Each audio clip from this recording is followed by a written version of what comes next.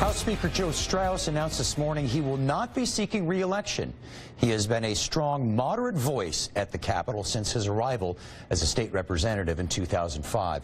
Here to discuss what this means for state politics moving forward, Travis County GOP Chairman Matt Mackowiak and Ed Espinoza from Progress, Texas. Matt Mackowiak, before I ask you what it means for Texas politics, any idea why he stepped down? So I think the decision by any elected official to retire and not run for re-election is a deeply personal one, and it's unique to each individual. I think in this case, based on my knowledge of the Speaker, my knowledge of Texas politics, I think it's a mix of factors. I think number one, you have to remember he's been there 5 terms. I believe he's tied the record for the longest tenure as Speaker. If he had run again, he would have broken that record.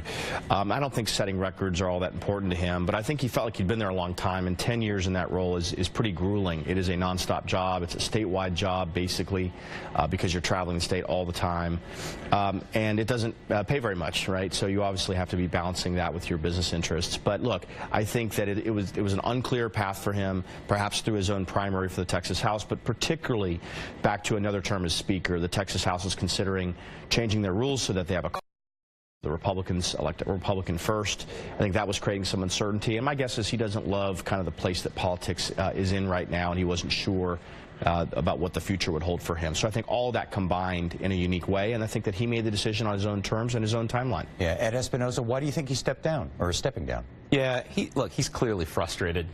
You could hear it in his statement. You could see it during the last legislative session. He didn't like the bathroom bill. He didn't like the vouchers that were coming up on public education. He has a very good relationship with the business community, and the business community is starting to drift away from a lot of institutional Republicans in Texas, especially on the social agenda. You've got a lot of Republicans in the House that just aren't listening to businesses the way that they used to when it comes to things like LGBT equality. So I think that caused some frustration for him. And look, the Republican Party hasn't been growing in Texas. They're winning elections, but they're winning it by the same number of votes that they've been getting for more than a decade. And when the party isn't growing and the state is growing, then that means they're starting to leave some people out. And I think that he was frustrated and just, for lack of a better comparison, kind of threw up his hands. But I don't think we've seen the end of him. Yeah, so Matt Mackowiak, what does this mean for the Republican Party in the state of Texas at the Capitol? So, for those folks who have been close to Speaker Straus, his committee chairs, his lieutenants, many of the lobbyists that represent businesses in Austin and around the state, and obviously many of the major donors that have been supportive to Speaker Straus, this is a sad day. I think for a lot of conservatives, those who want to see reform, for grassroots activists, this is actually in some ways a happy day. Keep in mind the Texas House has been in many ways a hindrance to getting major conservative reforms through on issues like education, but lots of other issues as well, economic issues, tax issues, you name it. So I think this now presents an opportunity for a new chapter for the Texas House, a new way of selecting the Speaker, perhaps a more open process where bills can come to the floor, can get through committee, can be considered.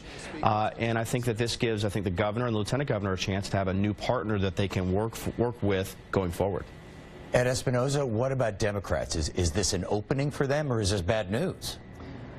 Well, I think that it's going to be a long haul for Democrats to win the speakership. I mean, redistricting in this state makes it very difficult to have enough seats to have a speakership. But, the thing that was helpful with Joe Straus is that he was the grown-up in the room, and that he listened to bipartisan voices, and he listened to business interests.